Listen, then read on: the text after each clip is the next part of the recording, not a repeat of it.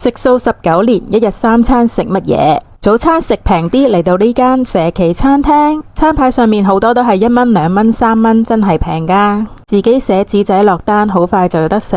腸粉醬料喺晒台面，全部自己加。茶葉蛋熱辣辣，而且好入味。除咗隻手好污糟冇投訴，搭地鐵去啟德行新商場，直接上7樓，坐低飲杯咖啡先。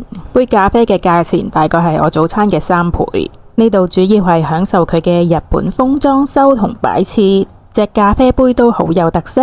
飲完咖啡行書店，比想象中多嘢睇，同埋有好多手作產品。落樓下換免費雪糕，終於用晒啲 coupon。